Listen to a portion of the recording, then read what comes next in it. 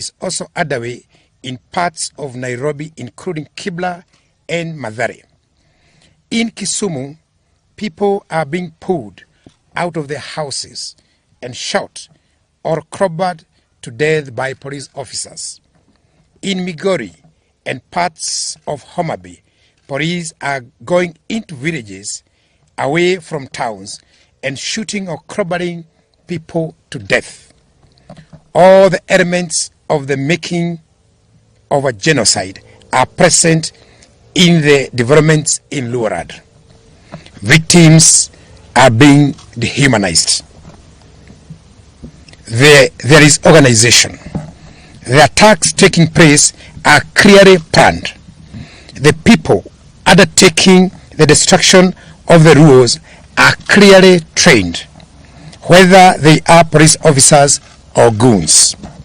They are under a command structure and they are well resourced with arms they need. There is stigmatization and polarization accompanied by propaganda that the community is behind the nationwide protests.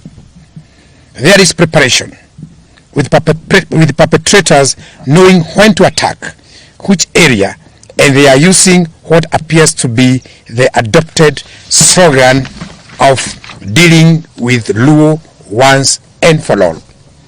Very similar to Hitler's so-called final solution. The attackers are working hard to create fear in the community by parading armies, equipment, and weapons. Victims are identified because of their ethnicity. They are segregated into ghettos. They are being starved and their property destroyed or scattered away. Murders are taking place in ways that are deliberate and systematic campaign of violence.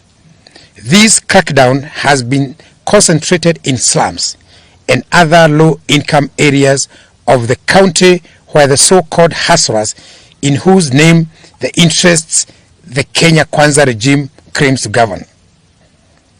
We condemn the unacceptable and illegal massacre of the Luo community, whose only crime is to participate alongside other Kenyans in protests against Kenya Kwanza policies. We condemn and demand an immediate end to the traumatization and profiling of the Luo community, particularly the children who are being made to pay a price they do not understand. The genocide underway in Luolad is not accidental. It is coordinated and premeditated. It is being coordinated by political and government leaders, both from the community and outside. But it is not just in Nyanza. In Mathare and Kibra in Nairobi, citizens were traumatized and tear gas canisters locked in their houses. A father who confronted police for hurling tear gas into his house, causing his child to faint, was manhandled and bundled into the police lorry like a criminal. His whereabouts remain unknown. Several people were shot dead at Cross Ridge by non-uniformed and uniformed police in Nairobi, Nakuru, Mlolongo, and Makwiny by police mainly in plain clothes.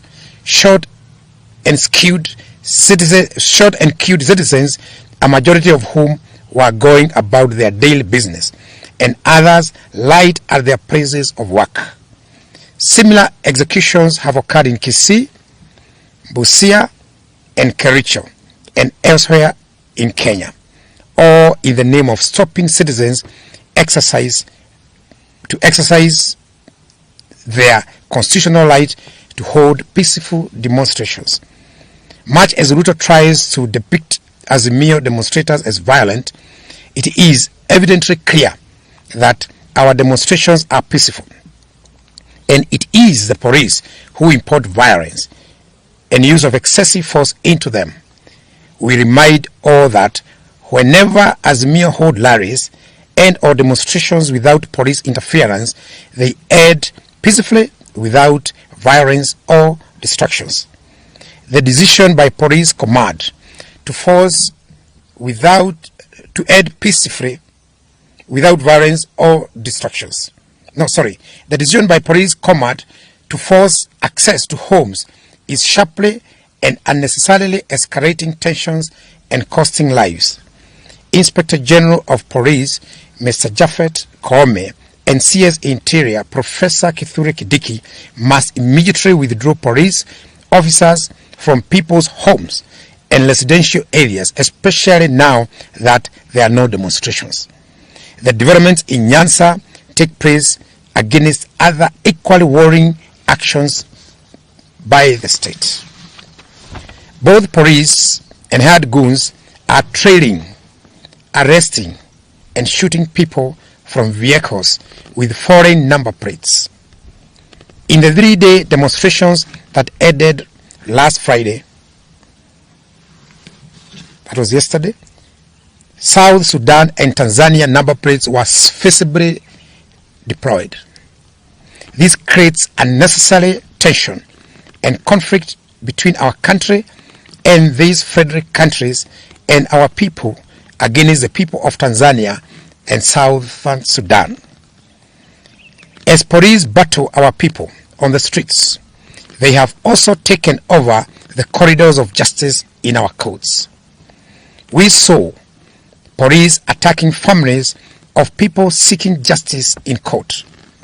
We saw Honorable Babu Owino being abducted and ferried away from court corridors after being released on bail. We saw the media being attacked and chased from court corridors as they did their job of informing the world of developments in the country.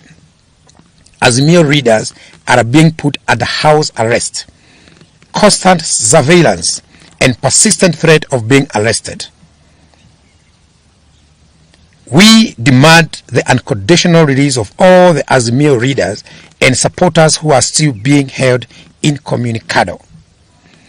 These developments also happen against the backdrop of constant verbal, unwarranted diatribe against Uhuru Kenyatta, the fourth president of Kenya, and Ruto's boss for 10 years from 2013 to 2022 August. The withdrawal of security of his mother, Mama Ngina Kenyatta, the attack on his son, Jomo, by uniformed police, claiming to be police, and the attack and vandalization of the Kenyatta family Northern's farm. These are all acts of grave provocation, not only to Uhuru Kenyatta and his family, but also to all right-thinking Kenyans.